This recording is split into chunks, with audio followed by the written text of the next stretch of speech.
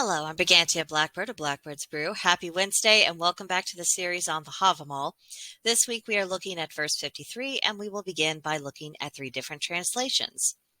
The first translation reads, "Little the sand if little the seas, little are minds of men, for ne'er in the world were all equally wise, 'tis shared by the fools and the sage." Olive Bray. Second translation.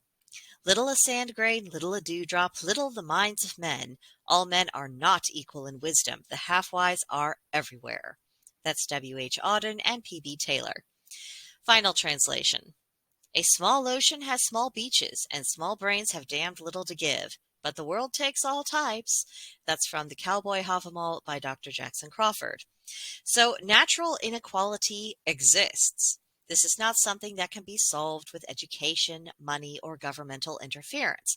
Human beings are individuals, and as such do not possess an equal measure or equal potential of all human capabilities. This is not something to despair of, it is something to accept. It's not a failure of human society that not every person is equally good at all things. It is just the reality of life. This is particularly true of wisdom. Now, while wisdom, knowledge, and intelligence often go hand in hand, they are not actually the same things and they can exist independently of each other. Knowledge requires seeking out information, retaining it, and being able to repeat it. While this is useful, it does not equate to intelligence or wisdom. Intelligence requires the ability to use information to solve practical problems. It can seek out answers effectively, but it is still not wisdom. Because wisdom is understanding. What does it all mean? In context, on multiple layers, what are the consequences? And what can we weigh out as the best course of action in the circumstances, considering the people involved, other circumstances, and the needs thereof? It can be very dangerous to mistake knowledge or intelligence for wisdom, and at the very least it is frequently counterproductive. Moreover, for someone to be wise, it doesn't mean that they are wise in all things. It's more likely that a person may be wise about one thing or a few things. But universally wise on all subjects and all matters of life, that's something that even most of the gods do not claim. So it is vanity for humans to imagine themselves to be at such a level.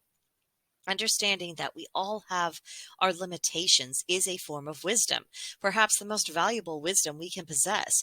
No one goes through life without being prone to some form of foolishness, and we should be aware of that in ourselves. Because if we learn what our personal limitations are and we are realistic about those limitations, it can open our minds and hearts to those around us who have strengths where we have weaknesses. There is a place to make room for advice and to defer to the judgment of others. And this isn't about evading personal responsibility or giving up on self-improvement, but this is about giving someone who possesses a form of wisdom that we do not have their proper due. So, that is what I got out of the verse this week. Now it's time for you to tell me what you think of all this, and you can do so in the comment section below, or you can come visit me on Gilded. There's a link to join the group in the description box below, and I hope to see you very soon. But that will do it for this video, and I will see you next time. Bye!